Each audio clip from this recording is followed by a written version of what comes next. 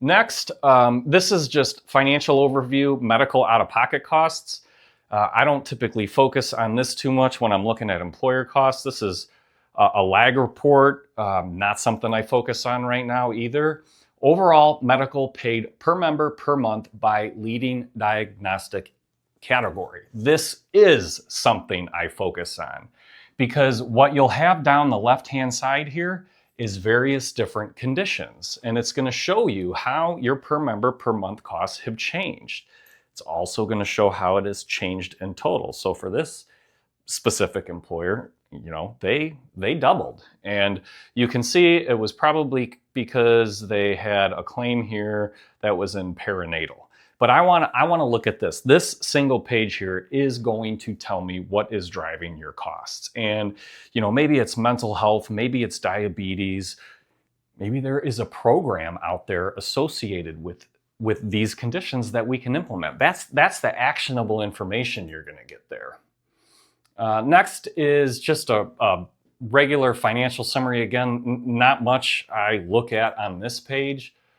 But next is a very key page. It's the pharmacy key indicators, and I will look for a couple of things here. Again, a ton of information, but to kind of start off, I want to know what the per member per month costs are, and have they increased year over year? In this case, they've gone up almost 30%. So then I want to take it a layer deeper and, okay, what might be driving that? Well, has our generic dispensing rate changed much? If that's going down, might have an associated increase in costs with it. But one of the biggest things I want to look at is how much are specialty claims impacting your plan, because it's always a handful of specialty claimants that are driving the vast majority of the cost. In this case, 1.2% of total prescriptions is driving almost 50% of the cost. And again, I know there's a ton of opportunity to purchase specialty medications at a lower cost through various different channels that can be extremely advantageous for future renewals. This is actionable information. But I gotta be honest, my favorite page here, not this one, I skipped this one. This is generic versus formulary experience. I might just glance at it. But the next couple pages is really what I'm gonna look at. This is your top non-specialty therapeutic drug classes, followed by some of your top drugs here. So I want to start to analyze what your top drugs are, because then I can go out to the marketplace and figure out, can we buy those cheaper? Are there programs out there? That's actionable insight. But here's my favorite one. This is the specialty drug analysis, which literally gives you a breakdown of all of the specialty claims that are hitting your plan right now. And the reason I love this is we'll take the first drug on here. If you can't see it, it's called Humira, the biggest blockbuster drug of all time, which costs almost $7,000 a prescription.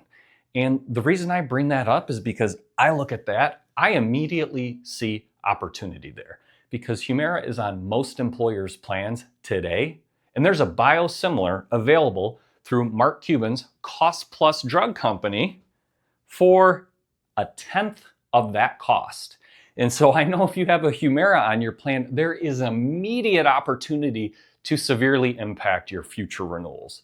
So definitely one of the pages that I focus on, and I will look up each one of these individual drugs and figure out if we can source it differently at a cheaper cost.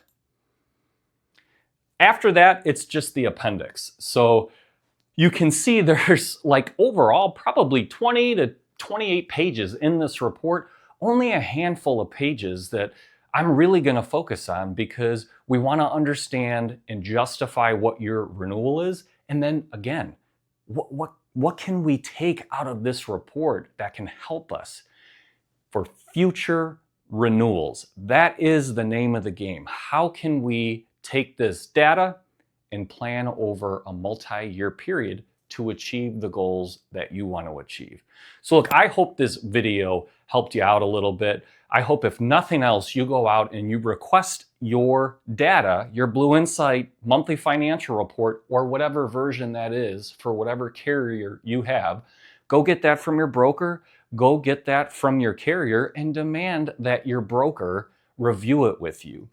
And if you're not satisfied, give me a call and I'm happy to review your health plan data with you.